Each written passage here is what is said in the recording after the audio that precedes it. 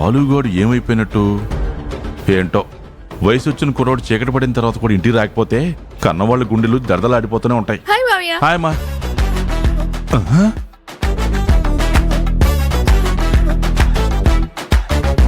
ఈ తింగర్ది పోయిపోయి మా నాన్నకే కనిపించిందా? నిర్మలా, నిర్మలా, నిర్మలా, నిర్మలా, నిర్మలా, నిర్మలా, రావే. ఏంటండి? మన వేద. అవునండి, మన వేద ఉదయం నుంచి కనిపించట్లేదంట. పాపం అందరూ టెన్షన్ పడుతున్నారు. ఎక్కడికి వెళ్ళలేదే, ఇక్కడే ఉంది. నాకు ఇప్పుడే కనిపించింది. ఏంటి ఇక్కడా? సేమ్ స్పాట్ లో హాయ్ అన్నాను, హాయ్ మావయ్య అంది. అది పొద్దుటి నుంచి కనపడటం లేదని తలవ దిక్కున ఎతుకుతుంటే నీకెక్కడ కనపడ్డం ఏంటి? పైత్యం బాగా తలకెక్కినట్టుంది.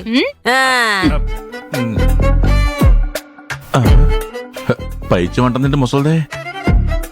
నా కడతో నేను ఇప్పుడేగా చూసింది. ఇదేంటిది?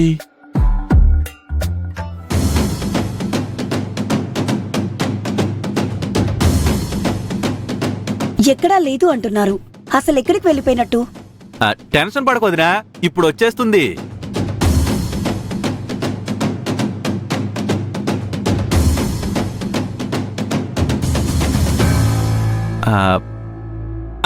అదిగో వచ్చేస్తుంది, చెప్పానుగా.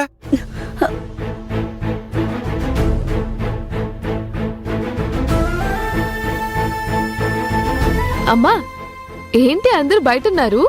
ఎక్కడికి వెళ్ళావు నువ్వు? ఇంతసేపు ఎక్కడికి వెళ్ళిపోయావు? ఫ్రెండ్ ఇంటికి వెళ్ళానమ్మా. ఏ ఫ్రెండే? ఏ ఫ్రెండ్ ఇంటికి వెళ్ళావు? నీ ఫ్రెండ్స్ ఎవరో నాకు తెలియదు అనుకుంటున్నావా? అందరికీ ఫోన్ చేశాను, ఎవరింటికి నువ్వు రాలేదని చెప్పారు. అంటే తను కొత్త ఫ్రెండ్ అమ్మా. అయినా ఒక్క మాట కూడా చెప్పకుండా వెళ్ళడం ఏంటమ్మా? అసలు ఇంట్లో ఎవరికి చెప్పకుండా నువ్వు బయటికి వెళ్ళవు కదా. దానికి తోడు ఫోన్ కూడా తీసుకెళ్లలేదు. ఈడొచ్చిన పిల్లవి ఇప్పటిదాకా ఇంటికి రాకపోతే మేమెంత కంగారు పడ్డామో తెలుసా నీకు? సారీ అమ్మా. సరే లలిత, లోపలికి తీసుకెళ్ళమ్మాయిని. అవునదినా, తనని ఇంట్లో ఒంటరిగా వదిలే. అమ్మా వేద, నువ్వు గదిలోకి వెళ్ళి తలుపులు వేసుకుని రేపంతా ఫుల్లుగా రెస్ట్ తీసుకో. రేపంతా గదిలో కూర్చొని రెస్ట్ తీసుకోవడం ఏంట్రా? రేపు మన ఇంట్లో ఆ పెద్దవాళ్ల షష్ఠి పూర్తి ఫంక్షన్ ఉంది కదా, అన్ని దగ్గరుండి తనే చూసుకోవాలి. ఏం మాట్లాడుతున్నావు అన్నయ్య?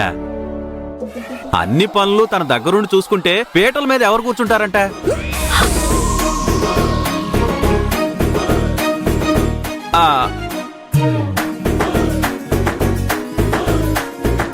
పీటల మీద అది కూర్చోవడం ఏంటి? అబ్బా, దొరికిపోయాను.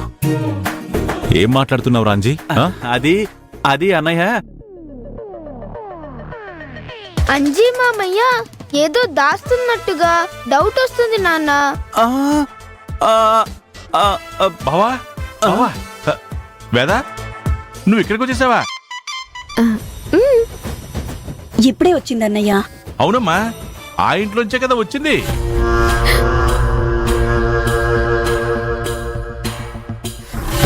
ఆ ఇంట్లో నుంచా? అవును బావా. వేద, అక్కడ కనిపించింది నువ్వే కదా. తను ఆ ఇంటికి ఎందుకు వస్తుందన్నయ్యా? అవును, ఆ ఇంటికి నేను రావడం ఏంటి మావయ్య? బావా, తను మన ఇంట్లో నుంచి వస్తే తను ఇటు నుంచి రావాలి గాని అటు నుంచి ఎలా వచ్చింది? వాడ దిగితే ఇటు నుంచి కూడా రావచ్చు. రే, ఇందా తనని మన ఇంట్లో చూశాను రా.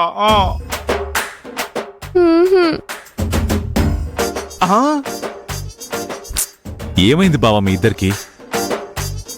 ఇప్పటిదాకా వీడేదో కన్ఫ్యూజన్ గా మాట్లాడుతున్నాడు. ఇప్పుడు నువ్వేమో అమ్మాయి మన ఇంట్లో నుంచి వచ్చిందని నువ్వింకా కన్ఫ్యూజ్ చేస్తున్నావేంటి? అవునన్నయ్య, ఏదో కన్ఫ్యూజన్ లో ఉన్నాడు పాపం పిల్లాడు. అమ్మా వేద, నువ్వు వెళ్ళమ్మా, నేను కూడా వెళ్తాను. రమ్మా.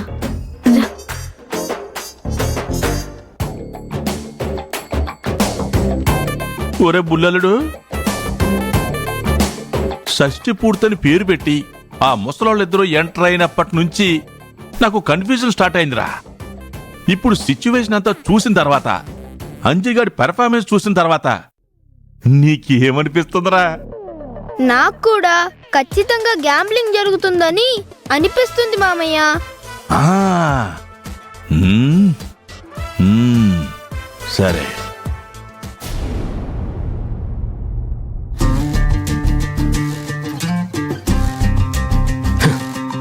ఈ దొంగ మొహందేమో వెళ్ళిపోయింది.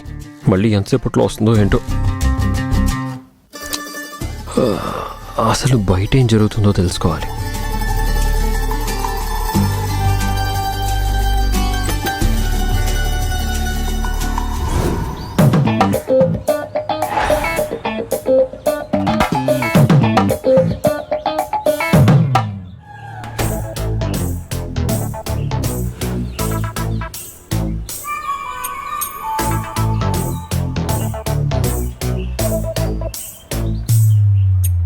అన్నయ్య గారు, ఈ టైంలో ఎక్కడికి వెళ్తున్నారు అన్నయ్య గారు? ఎవరు? నువ్వు ఇంకా పడుకోలేదేంటి ముసల్దానా? ఏమిటి అన్నయ్య గారు, ఎక్కడికో బయలుదేరినట్టున్నారు? మీరా? ఏం లేదమ్మా, అలా వాకింగ్కి వెళ్తున్నాను. ఒంటరిగా ఏం వెళ్తారండి? పోనీ మా ఆయన్ని తోడిచ్చి పంపించమంటారా? అవసరం లేదమ్మా, నాకు అలవాటే, నేను వెళ్తా. ఏంటి పెద్దయినా కర్ర తీసుకుని బయలుదేరారు? ఆ కుక్కలు ఏమైనా ఎంట పడతాయి, కొడదామనేమో. అలా ఈవినింగ్ వాక్ వెళ్తున్నాను అయ్యా. ఈవినింగ్ వాకింగ్ ఈవినింగ్ కదా చేస్తారు?